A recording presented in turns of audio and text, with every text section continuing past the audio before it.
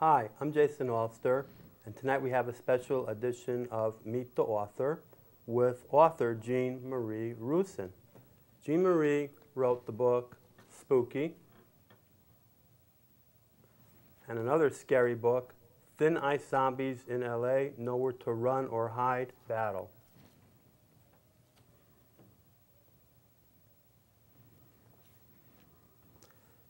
How are you, Jean? Good. How are you? Thank you. Jean was born with multiple physical disabilities, and despite that, has learned to cope and excel in certain areas of her life. Jean enrolled in acting and theater classes at Central Connecticut State College and was in 2 plays, Comedy of Errors and The Mouse That Roared. I read that book. She attended CCSU for 2 years. She enrolled in and graduated from Computer Processing School with a degree in data entry. She was also a graduate of the Connecticut School of Broadcasting. Jean kept writing in her notebook every day and traveled to different parts of the country in search of stories and adventures to write about. She moved to and lived in Los Angeles, California for 5 years, got a job as a receptionist at CBS Television, and after working there for 6 months, was promoted to work in the post-production areas of the studio, assisting in the taping of several television game shows. After living and working in California for 5 years, she decided to move back to her parents' home in Connecticut after a relationship breakup. After returning to Connecticut, she got a job at a hobby shop which was owned by a man named Gary. Jean Marie dated the owner of the hobby shop while working there for 1.5 years. Gary discovered Jean's notebook one day and was amazed at her storytelling abilities. He encouraged her to keep writing and told her she should become an author of a book. Jean never finished any of the stories she started, but kept on writing in bits and pieces each day. It wasn't until the hobby shop owner, Gary, died unexpectedly that Jean Marie would finally be compelled to finish the stories in a notebook she wrote in for many years.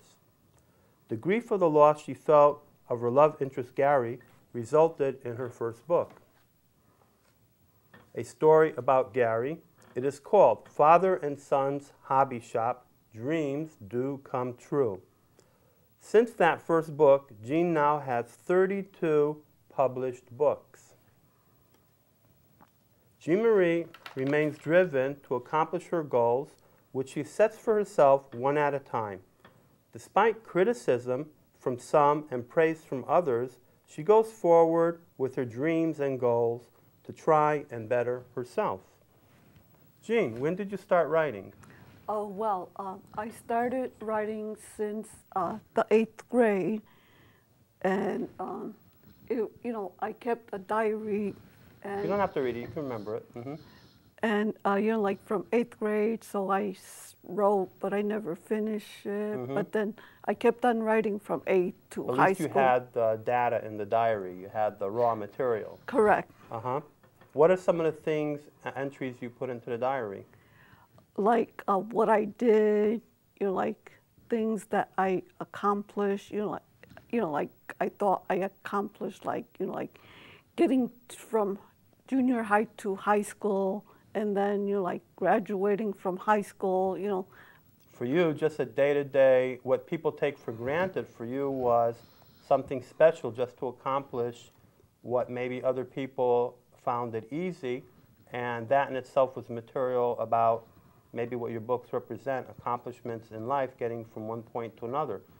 Can you tell us about one of your books, one of your zombie books, or about the book you wrote about Gary, how life accomplishments have to do with the book? Okay, so about the book about Gary, the first book. So when he passed away, and I kind of like decided, like I couldn't handle it, so I had to write it on, into my computer, and kept on remembering all the good stuff with Gary and the children, and I didn't want to forget him, so I just kept on writing and, made that book as a memory of Gary and my love. And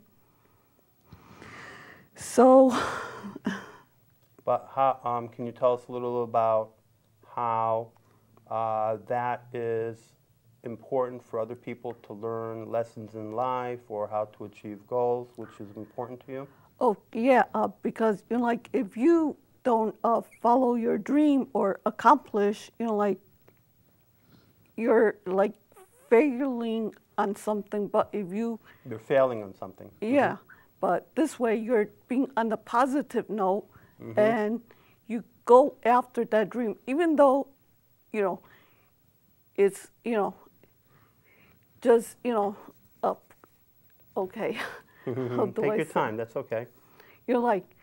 Even though it's hard to Okay, sometimes it's go like after that extra dream. harder for me to accomplish what like some other people might take less time to do. That's what I was trying to say. And do you ever give up or you just keep going at it? Do you have Just some keep suggestions? going. Just keep on going because you should follow your dream no matter. Don't let anyone get you down. And if someone says that you can't do it, don't listen to them. Just do it because you know that you could do it. And can you give me an example of, although you have some really good achievements, can you give me an example where someone said you couldn't do it and in the end you did do it? Well, like my sister said, oh, you shouldn't be a writer. But I said that to your own yeah. sister. I hope she's not watching.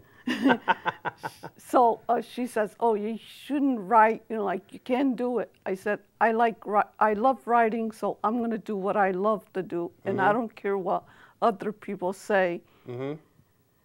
And you wrote also that you belong to this group in Connecticut, CAPA, Connecticut Authors and Publishers Association. Have they in any way helped you succeed in your authoring? Can you give examples maybe? Maybe people you met, maybe people encouraged you? Well, one person that I could think of is Debbie T. Kilday. And Debbie was actually a guest on this show once. Yes, and she's the one that, you know, like helped me out when I need some little editing done with my book. Editing with the books, and she also helps me with the query letter for the agent. A lot of stuff. Debbie helps me out, and she's really a good friend and a good CAPA member. Okay, has an agent ever answered positively about your books, or you just do you have an agent? I'm gonna be submitting material to an agent as soon as I'm finished writing Night of Seance, Tragic Strikes.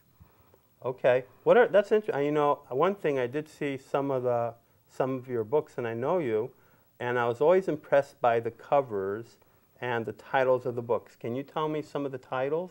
Okay, like Moon Eclipse, Days of Darkness. Yeah, that way. Moon Eclipse, Days of Darkness. Then a drama queen collides with Prince Charming. Keep going. Then My Lucky Star, Here Comes the Prince. And then Poison Pen Pal, Secrets, Lies, Internet. I can't think of the title. It'll come. What about that one about the ice zombies underneath the bridge? Thin Ice, Zombies in L.A., Nowhere to Run or Hide. Oh, that's one we had here as a cover, yeah. Yeah, I got, it's can't even say it, series of zombies. And how did you have an interest in getting into zombie books? Well, interest in zombies books because I watch a lot of horror flicks, like on sci-fi. Is there a favorite show that you like? Zombies, like The Walking Dead, I watch. Okay. And some other example, you have maybe one, you said you also write not just about zombies, but you write about vampires, and what else do you write about? Oh, like spooky. What's spooky it's like about vampires, werewolves. Where do you get the material to write about zombies and werewolves? Just from the television shows you watch, or you do research, or no? I do research. I do research, like like the ghost kind of thing. Like ghost guys and all that kind of stuff. I go on the certain internet and I get the material. And then like So you are researching before you write the book. Correct. Can you tell us the plot of maybe one of your books, one of your more famous or successful plots that people really liked and bought a lot of copies of that book? Can you give an example of what a plot would be? Okay, like Zombies in L.A., the last one, The Return, was like when the plot was like gotta remember. So there's one plot that the zombies were following the people and they were trying to get away, but they had like helicopters flying around, you know, like getting away, and there were like trucks, and even the military were involved in the zombie book. And the virus was because of the government testing and all that kind of stuff. And the zombies will become zombies because of a virus, is that it? Virus like airborne or not airborne, or either way, they got infected. Oh, that's cool. And you said that you think it is harder for people with disabilities to get noticed with their writing, and why do you think so? Because get noticed because, you know, like sometimes, you know, like a person with disability might have a problem, you know, like with the words, you know, like the words might be reversed or something, and like a dyslexia. And that could be a problem. And plus, I need extra help with the, you know, editing with the work and to help get your story out. So you might have a problem with the technical aspect, the writing and the reading, but the stories might be really interesting and you need somebody to help you. You know, thinking about it, you might have a perspective, being somebody with a disability, that other people don't have. Right. And that will make for a very unique story. Very good. And plus, I need to say, when I had my nose surgery and they thought I was like they said that I got brain damage, and that's probably another cause because I can pronounce some of the words. Right. Need to say that. Okay. And what kind of things do you like to write about? Are they all about the same things, or are they about different things? We mentioned the zombies. Okay. You mentioned the vampires. Now, you did write about Gary. Okay. But you also, I think you wrote something about your personal history, a memoir. Okay, like A Long Silky Blonde Girl. Yeah, I love that title, and I like the cover of that book, Long Silky Blonde Girl. So, where do you get the ideas for the titles? Well, Long and Silky came from my friend, Rick. And he always called me Long and Silky, so I decided, well... Long and Silky Blonde Girl. Okay, as a title, that would be good. So what's that story about?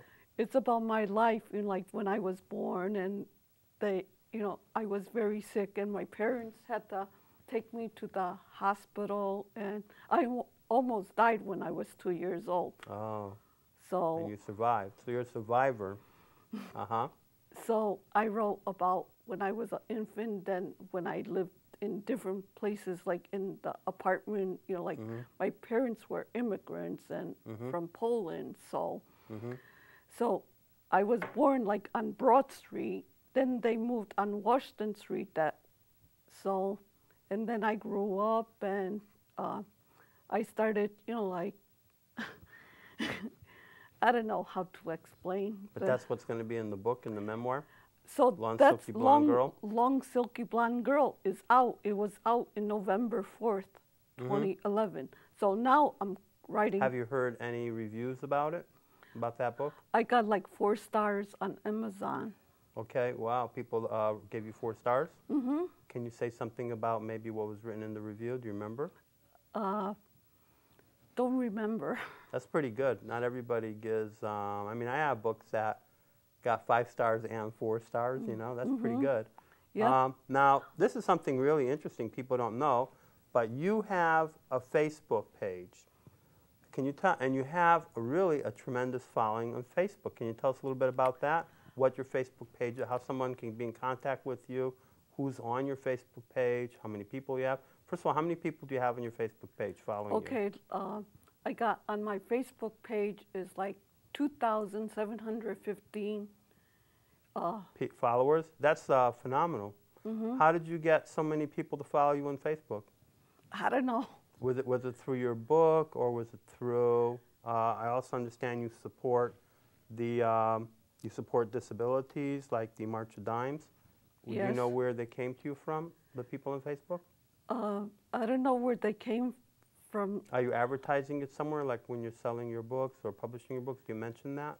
Well, like on myspace.com, also I put my books on there. And then also on Facebook, I do have a fan club that's in Michigan. But they came to me. They came to you and they wanted to be a fan club. Yeah. Oh, and They so they started- helped you get people to be. What's the name of the fan club? Jean Marie Rusin Fan Club, Branch, Michigan. So maybe somebody is watching the show will have a Jean Marie Rusin Branch fan club, Connecticut. I got a Connecticut. You do have a Connecticut fan club. Yep. So if somebody here wants to be your fan, they can join. Where's that, on Facebook? Facebook. So they can join the Jean Marie Rusin fan club, on Facebook in Connecticut.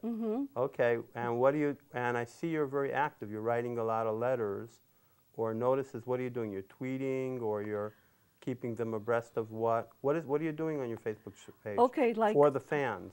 Okay, like I always give them an update when a new book's coming out. Like I'm saying, okay, coming soon, like True Colors, Beating the Odds. And then I'm saying, okay, another book is coming out, like Nights of Seance, Tragic Strikes. So I post that every time, and then I say, like tonight I'm writing some of my book, And really do you read it like you let them see part of the stuff you're writing? Is that it? No, I don't let them see it. Okay, but I did notice that you're giving a lot of inspirational information on your Facebook page. Can you give an example of something inspirational that you share with the people following you? I really didn't understand the question. Inspirational. You're saying inspirational information. Oh, like, oh, have a smile today, or this is my dog, he's happy. Oh, okay. Like, give examples of that. Okay, like I'm saying, like on the positive note, I said, like if you believe in yourself, do it, and be always positive. Be, thinking positive, and then I'm posting like my dog sometimes, saying, "Look at my dog, Susie, new dogs." Has somebody written to you on Facebook and said that you influenced them in their life? Yes, there Like were what? like saying, "You make me smile when I was down," and then, like if you could do it, I could do it too. Wow, that's amazing. That's very important. Now, you told me that you have donated your time and even books for charity events, especially the March of Dimes. Do you enjoy giving yourself to these charities? Can you give it? One time you said you had a Special Olympics also? Yes, I'm working on the Special Olympics for Paradise Pizza. So far, the man. For what? Paradise Pizza? Paradise Where's Pizza, that? 10 East Street, New Britain, In Connecticut. New Britain. And they're having a March of Dimes special or a Special No, Olympics? Special Olympics. So far, I didn't reach the owner, but I'm working. Oh, he doesn't know you're having this? Okay.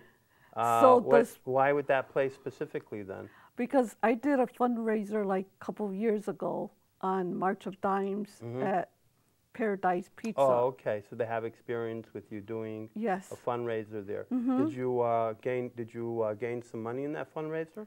Did people donate? A couple $100. Oh, that's very good. Yep. So people donated a couple $100 for the March of Dimes through your fundraiser? Yep. And how did people find out about your fundraiser? Because I sent it, a press release to New Britain Herald and the Hartford Courant. So you're very active. Good for you. And then I also did the New Britain Youth fundraiser at MIA. It used to be, like a Missing in Action, MIA, what do you mean? Not Missing in Action. That's it was like a Catholic school, but now it's like special care. But they use that place for fundraiser, and they had a New Britain Youth thing. So I was doing my Polish Christmas book signing there. And I sold a couple copies there. What is the Polish Christmas? It's about my mom when she was in Poland, how her mom taught her how to make pierogi and cabbage soup for Christmas Eve. Right. And then how people help each other, and how, you know, like Christmas Eve is like, you know, like they put like hay under the tablecloth and extra setting for, you know, the person that's supposed to come over or to see. So that's the visitor.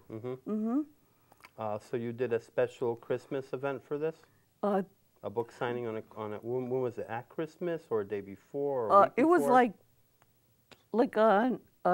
in October. In October for Christmas?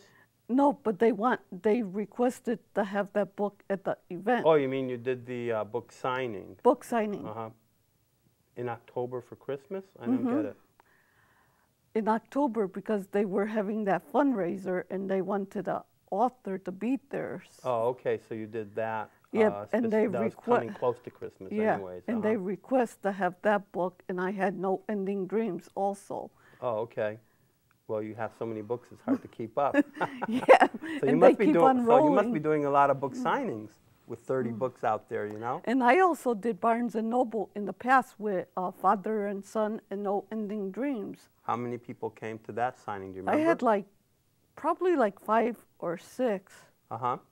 First time. The second time I had about 10 people. 10 people came to your book signing, and they bought the book, and you signed it for them? That's pretty cool. Do you go to the Big E by any chance? Yes. Big E? And how's that? And what books do you have there? Okay, for the Big E, I have like Polish Christmas. Then I have Thin Eye Zombies in L.A. Then I have, let me see. Are you going to be at the Big E this year? Yes, I'll be in the Big E this year. I'm not going to miss out. You don't know what day yet, right? But people, if they want to see you, they can check out at the Big E where the Connecticut Pavilion is. They have the Connecticut Authors and Publishers Association has a pavilion at the Big E in the Connecticut Pavilion right at the corner. So you'll be there one day or more than one day? No, I'm going to be there one day, but 2 shifts. 2 shifts in one day. Okay. And how did you do in the previous Big E events? Well, last year I sold 20 books. Yeah, I think. Which book sells the most? Okay, I sold the most was Polish Christmas was the 10 of them I sold. So half of the books you sold was one book, Polish Christmas. But they did take like Broken Bridge, one of them, like Mysterious Nights, another one. But like Zombies in L.A. Return was like almost even with Polish Christmas. And I also had Picture with a Fan with a couple years back. Picture with a Fan? With the fan, you know, with a person that purchased my book. Oh, okay. Oh, Pictures with a Fan. Okay, I got you. Oh, you did like photos if someone purchased your book? Correct. They got a photo taken with of you and the fan? That's a novel idea. I never heard of that one. And then I had another person came up to the table and wanted my autograph. Okay, well that's a book signing. You know, they wanted your autograph without buying the book? Without buying the book. They just wanted your autograph? Yeah. That's pretty cool. So what suggestions do you have for people who want to be authors then? If you want to be an author, go for it. But what do you have to do? You know, can't say I want to be an author and go for it. Okay. What experiences do you have about being an author that you can share with our viewers? So if you have a story inside, put it on a piece of paper and see where the story takes you. Have you taken classes? I know there are a lot of workshops for authors all the time. Have you taken any different classes for authoring? No. You never did any. You never did any classes. Everything. But in Central, I did. In Central Connecticut State College. What did you do there? I had literature. You know, English literature. Oh, so you did have some sort of background for authoring books. You did learn. Okay. This didn't come totally out of your head. No. Okay. Anything else you want to tell us? before the show's well, over? I also write poetry. You write poetry? Yeah, I got one little poetry, Memory of Love, and it's also because of Gary. Uh-huh. And that is, you wrote that, you just put that up on your blog, or you sold that as a book, or what? So I got that as, you know, a couple copies, but it's not on Amazon or anything. So I only have one copy of that, and it's not selling. I just have a memory of It's Gary. just a memory, you did it for a memory. That's pretty cool. Wow. Tell me a little bit more about your experience with the March of Dimes. Okay, March of Dimes, I donated like 3 books. On their silent auction, they paid like $120. Wow. That's and how I it was works. excited. Wow. And what was it, a signed copy? Signed copy, yeah. Uh-huh. And there was a representative of the March and Dimes there, or you just did it and sent the money into them? No, the books were there, they were signed, and they were at the fundraiser, and people were, you know, taking a bid on the book. So the highest bidder was 120. Wow, that's amazing. That's very good. That's funny. What else would you like to say? Well, I really don't have much to say. I'm a shy person. Tell me another plot maybe about the zombie story. Well, I'm working on the zombie, not right now, but I did start like a couple months back, but it's like zombies in LA, return, blah, blah, blah, and then it's like quarantine part 1. Quarantine part 1. Okay, that sounds scary. Well, anyways. So that story is about, you know, like they're in a building and they're trying to get out. The zombies or the no, people? No, the people. The people. But they're trapped really with zombies inside too. Inside, that's scary.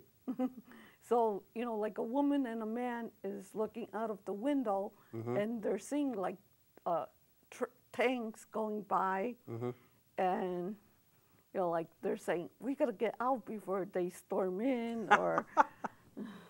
Okay, so we're done.